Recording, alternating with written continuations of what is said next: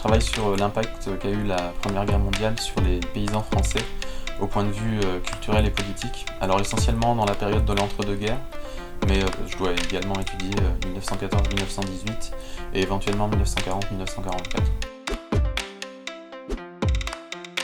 En fait, je dis l'entre-deux-guerres parce que concrètement, tout ce que je peux trouver de plus intéressant, c'est dans l'entre-deux-guerres, puisque dans la période 1914-1918, pour ce qui est de l'expression des paysans, ils sont dans les tranchées, donc on a des questions de censure. Les seules sources éventuelles que je peux avoir où ils témoignent véritablement de leur expérience, c'est plutôt des carnets de guerre, en fait.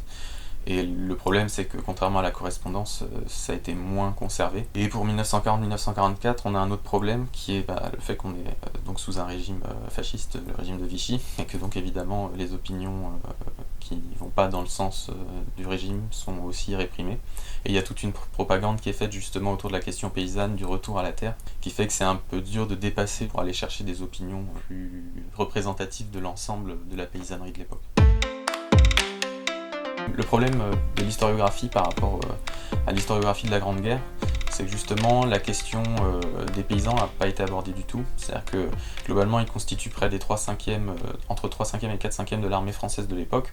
Et toutes les études qui ont été faites sur la question les considèrent plus comme soldats justement que paysans. C'est-à-dire que l'origine sociale n'a pas été prise en compte. Donc le but de ma thèse, c'est d'aller un peu donner la parole à ces acteurs-là. Et après, au niveau de la problématique elle-même, en soi, le but, ce serait justement d'essayer de voir si la prise de parole par ces acteurs dans la période arrive à modifier les représentations qui leur ont été associées. Parce que jusqu'à cette époque-là, ils étaient présentés par défaut véritablement comme les défenseurs de la nation. C'est-à-dire on avait vraiment une image du soldat laboureur, mais qui remontait à des représentations extrêmement anciennes. C'est-à-dire on s'inspirait même de l'Antiquité romaine, en disant le soldat troque sa charrue pour, à l'époque romaine, un glaive, mais à cette époque-là, un fusil.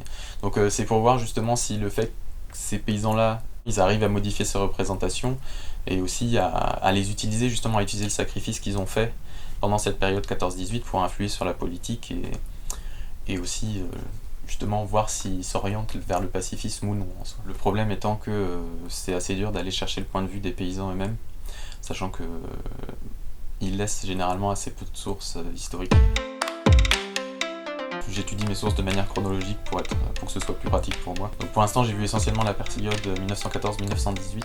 Donc j'ai essentiellement vu en fait des évolutions de représentation qui sont plutôt dans les discours politiques. Parce que comme je disais, il y a beaucoup de censure sur les lettres des paysans eux-mêmes. Ce que j'ai pu voir en revanche, c'est que par exemple, il y avait des évolutions des représentations autour de la question justement des femmes paysannes. On voit justement comme les femmes remplacent les hommes au champ, qu'il y a un peu une sorte de, on va dire, masculinisation des femmes, il y a des termes qui sont employés dans la période, on les qualifie de viriles par exemple.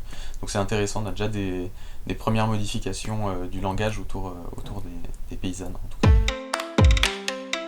La méthodologie, elle est assez simple, c'est j'essaye autant que faire se peut d'avoir des sources qui sont contradictoires, ou en tout cas qui émanent de milieux qui sont divers, pour avoir les divers points de vue de la période. Sachant que j'espère contrebalancer ça dans l'entre-deux-guerres en allant voir justement les discours qui sont portés par les mouvements politiques paysans, et également à un niveau plus local, essayer d'aller voir si je peux trouver des bulletins d'associations paysannes pour aller chercher des acteurs un peu moins, on va dire, hauts dans la hiérarchie que ceux qui peuvent représenter les paysans au Parlement ou dans des associations nationales. Tout l'enjeu du sujet, c'est d'essayer d'aller trouver justement la parole paysanne la plus fidèle possible, quoi. C'est-à-dire idéalement par les acteurs eux-mêmes directement, les paysans, mais comme ils laissent assez peu de sources, il faut parfois trouver des moyens indirects. Par exemple, je regarde en ce moment le journal officiel de la République française, donc c'est vraiment les débats législatifs à l'Assemblée, mais parfois on a des députés qui vont prendre une lettre qui leur a été envoyée par un administré paysan et qui vont la lire à l'Assemblée. Donc par exemple, en fait, ça permet d'avoir de manière indirecte le discours directement du paysan qui a écrit la lettre. Enfin, c'est vraiment un travail de fourmi, quoi. Il faut aller trouver là où on peut les sources directes des paysans. J'ai envie de donner la parole à des gens à qui on n'a pas donné la parole, quoi.